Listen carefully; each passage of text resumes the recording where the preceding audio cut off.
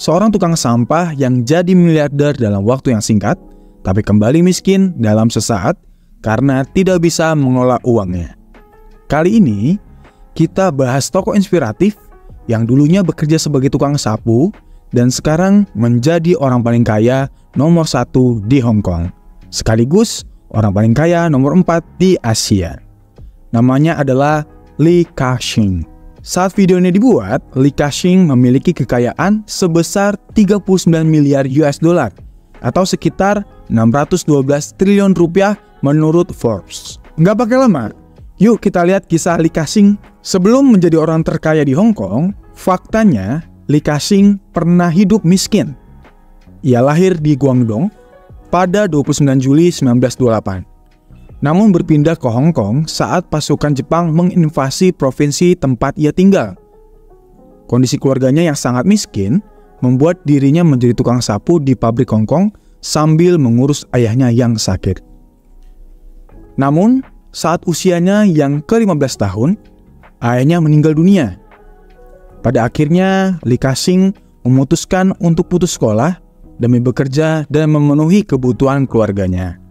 Li mulai bekerja sebagai sales di perusahaan plastik, dan setiap harinya ia bekerja selama 16 jam. Memang melelahkan, namun Li tidak punya pilihan lain untuk menyambung hidup keluarganya. Setelah mendapat pengalaman yang cukup, Li membangun perusahaan produsen dan supplier plastik bernama Chongqing pada tahun 1950. Ia mendirikan usahanya berkat dari hasil ia meminjam modal kepada keluarganya. Berkat ilmu dan pengalamannya yang cukup banyak di bidang tersebut, perusahaannya berkembang cepat. Ia membuat plastik dengan kualitas terbaik dengan harga yang murah. Tidak disangka, terjadi kerusuhan di Hong Kong pada tahun 1967. Banyak orang lari dari Hong Kong dan menjual aset propertinya dengan harga miring. Li memanfaatkan kesempatan ini untuk membeli properti warga untuk dijadikan aset investasi. Singkat cerita, di tahun 1971, Li mendirikan perusahaan real estate pertamanya dan memusatkan bisnisnya sebagai developer real estate. Perusahaan plastiknya pun berevolusi menjadi perusahaan investasi properti, Chongqing Limited, yang didirikan pada tahun 1971. Tidak berhenti di situ, ia terus menghabiskan puluhan tahun untuk mengembangkan bisnisnya dan melakukan diversifikasi, hingga namanya terkenal sebagai seorang konglomerat makmur dengan bisnis di sektor properti, pelabuhan, kontainer, hingga telekomunikasi. Perusahaannya pun menjadi bagian dari perjalanan negara Hong Kong. Keputusan Li dalam berbisnis pun sangat mempengaruhi harga properti di Hong Kong, sehingga banyak investor yang berpedoman pada kata-katanya. Berkat keahlian dan ketajamannya dalam berbisnis, Li menjadi salah satu pengusaha paling berpengaruh di Asia, dan dia mendapat julukan Superman. Pada usianya yang ke-89 tahun, Li Ka-shing memutuskan untuk mengundurkan diri dari seluruh kerajaan bisnisnya. Keputusan untuk pensiun ini diambilnya setelah 70 tahun berkutat di perusahaan yang dibangunnya sendiri.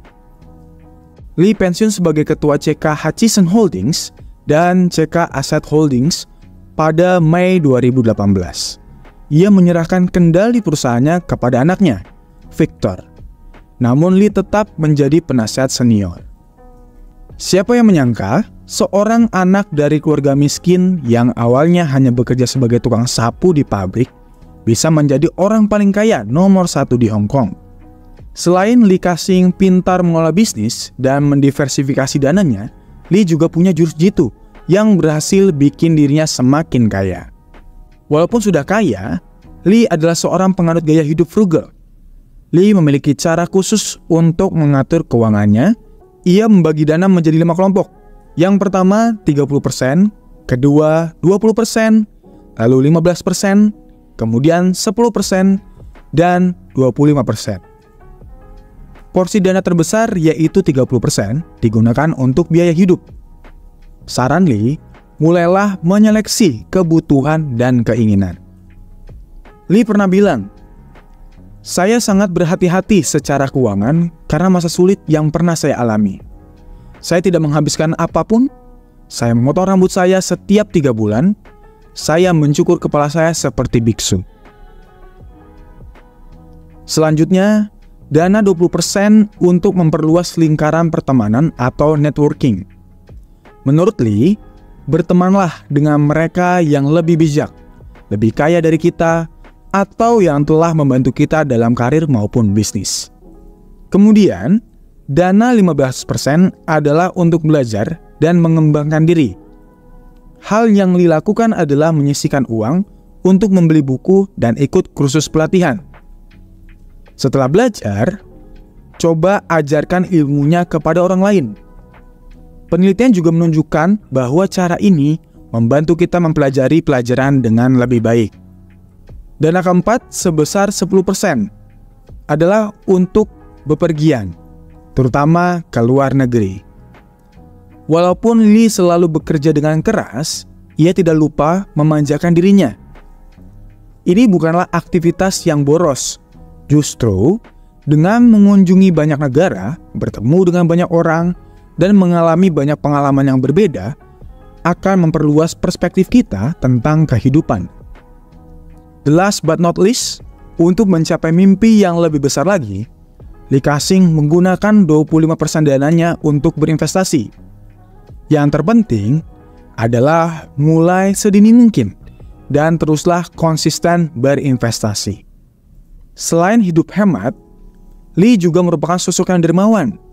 Bahkan, Lee masuk ke dalam daftar Asia's 2023 Heroes of Philanthropy dari Forbes. Dalam daftar ini, setidaknya ada 15 nama pegiat filantropi yang bermurah hati untuk berdonasi di Asia Pasifik. Dan Lee adalah salah satunya. Pria berusia 95 tahun ini telah menyumbangkan lebih dari 30 miliar dolar Hong Kong. Dengan sebagian besar dananya digunakan untuk pendidikan dan perawatan kesehatan. Menariknya, Lee juga pernah memberikan kontribusi pada Indonesia loh. Pada tahun 2018 lalu, Lee memberikan sumbangan sebesar 5 juta US dollar atau setara dengan 75 miliar rupiah bagi korban gempa Palu dan Donggala, Sulawesi Tengah. Bantuan tersebut terdiri dari 2 juta US dollar dari CK Hutchison Holdings dan 3 juta US dollar dari Lee Ka-shing Foundation. Dana tersebut diberikan melalui Sustainable Development Goals Indonesia One. Well, itu tadi adalah kisah dari Lee Ka-shing. Di sini ada yang suka dengan sosok beliau nggak? Dan kira-kira sosok apa lagi yang akan kita bahas ke depannya?